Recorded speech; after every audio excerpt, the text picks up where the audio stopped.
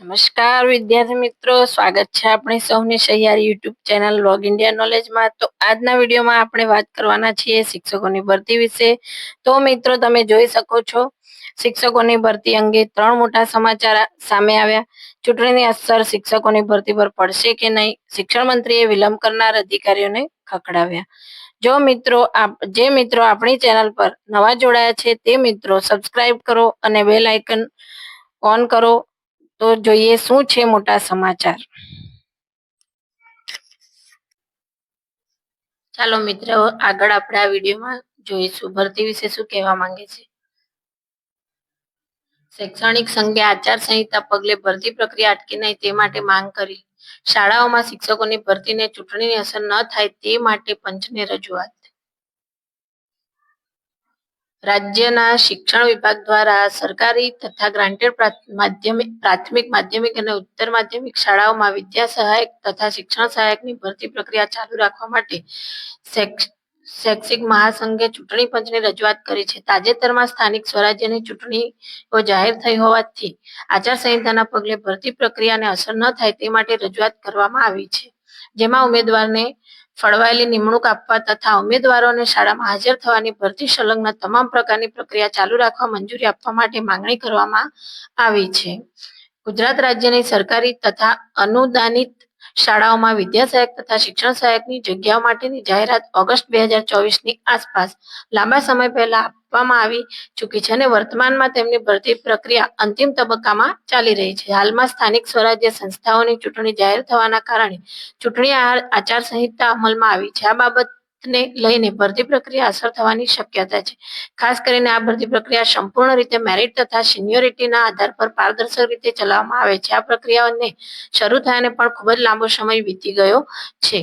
આમ જો ચૂંટણી આચારસંહિતાના પગલે ભરતી અટકાવવામાં આવે તો હજુ પણ વિલંબ થવાની શક્યતા છે અને સ્કૂલો શરૂ થયા બાદ તમામ સ્કૂલોને પૂરતો શિક્ષકો મેળવવા મુશ્કેલી થશે. ઉલ્લેખનીય છે કે વર્ષ 2016 પછી 25,000 જેટલી ખાલી જગ્યાઓ પર ભરતી પ્રક્રિયા ચાલી રહી છે. શાળાઓમાં શિક્ષકની નિમણૂક વિદ્યાર્થીઓના અભ્યાસ અને ભવિષ્ય માટે અત્યંત આવશ્યક છે. આ વર્ષનું સત્ર શરૂ થાય ત્યાં સુધીમાં ભરતી પ્રક્રિયા પૂર્ણ થાય તે ખૂબ જરૂરી છે. ભરતી પ્રક્રિયા પહેલેથી જ શરૂ થયેલી હોવાથી તથા ક્રમિક જાહેરાત અન્વયે આવેલી જાહેરાતની ફેબ્રુઆરી 2024માં યોજાયેલી સ્થાનિક સ્વરાજ્યની ચૂંટણીની આચારસંહિતા વખતે આચાર્ય તથા જૂના શિક્ષકની ભરતી ચાલુ રાખવા ચૂંટણી પંચ દ્વારા મંજૂરી મળી હતી, જેથી લાખો ઉમેદવારોનો હિતમાં સહાનુભૂતિપૂર્વક વિચાર કરી માંગણી અનુસાર ભરતી પ્રક્રિયા ચાલુ રાખવા મંજૂરી આપવા માટે શૈક્ષણિક સંઘ દ્વારા ચૂંટણી પંચને રજૂઆત કરવામાં આવી છે.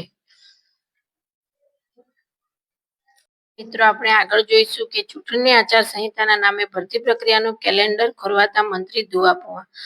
શિક્ષકોની ભરતી પ્રક્રિયા સ્થગિત કરનાર સ્કૂલ કમિશનરને શિક્ષણ મંત્રીએ ખખડાવી નાખ્યા. આચારસંહિતાના નિમણૂક પત્રમાં ભરતીના નડે તેમ ન હોવા છતાં નિર્ણય લીધો.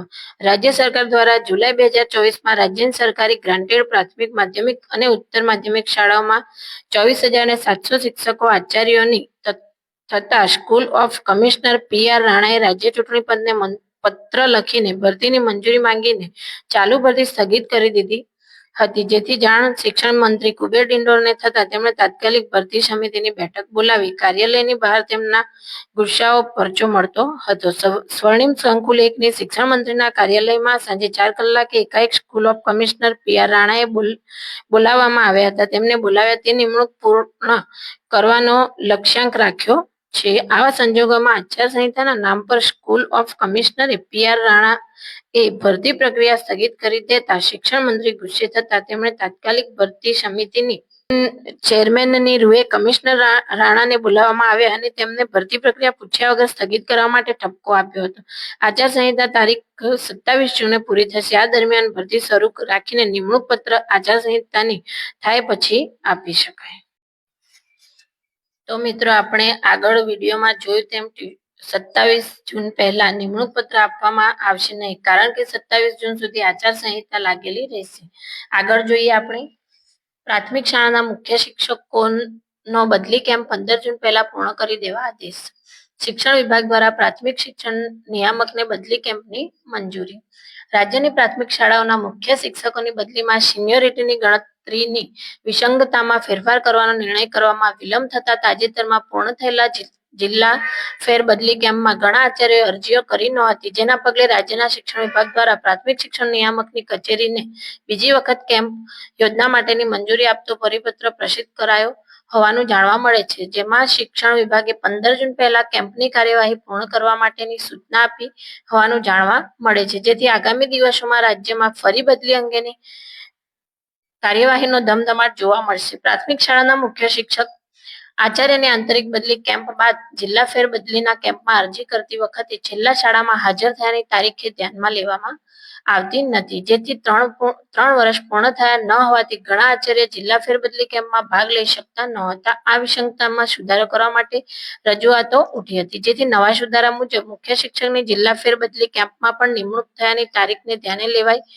લેવાની જોગવાઈ કરવામાં આવી હતી, પરંતુ આ ફેરફાર જિલ્લા ફેરબદલી કેમ્પમાં સિનિયોરિટીની યાદી જાહેર થયા બાદ કરવામાં આવ્યો હતો, જેથી અરજી કરવાની મુદત વખતે સુધારો થયેલો ન હોવાથી ઘણા શિક્ષકો અરજી કરી શક્યા ન હતા, જેથી કેમ્પ અંગેની તેમની રજૂઆતના પગલે શિક્ષણ વિભાગ દ્વારા ફરી જનરલ કેમ્પ યોજવાની મંજૂરી આપી છે, જેમાં જણાવ્યું છે કે ઘણા મુખ્ય શિક્ષકોને જિલ્લા આંતરિક બદલી કેમ્પનો લાભ મળી શક્યો ન હતો, જેથી તાલુકા અને જિલ્લા ફેરબદલી કેમ્પ હાલમાં જે શિક્ષકોને બદલી અંગે અરજી કરેલી હોય તે તેમજ નવેસરથી બદલી અંગેની અરજી મેળવી અથવા અગાઉ બદલી અંગે કરેલી અરજીમાં સુધારો કરવા માંગતા હોય તો તે રીતે અરજી મેળવી બદલી અંગેના નિયમો મુજબ બદલી અંગેની કાર્યવાહી હાથ ધરવાની રહેશે. જિલ્લા આંતરિક અને જિલ્લા ફેરબદલી કેમ્પ અગ્રતા ધોરણે યોજવામાં અને શક્યતમ 15 જૂન પહેલા પૂર્ણ થાય તે રીતે કાર્યવાહી કરવા માટે પ્રાથમિક શિક્ષણ નિયામકની કચેરીને સૂચના આપી છે. ત્યારબાદ જિલ્લા અરસપરસ બદલી કેમ્પ કરવામાં આવશે અને ત્યારબાદ પ્રાથમિક શિક્ષણો પૈકી જે મુખ્ય શિક્ષક થવાની ભરતી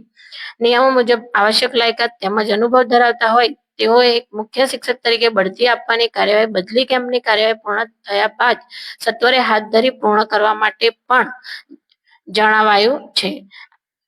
આ વાત કરી આપણે શિક્ષકોની ભરતી વિશે. જય હિન્દ, જય ભારત.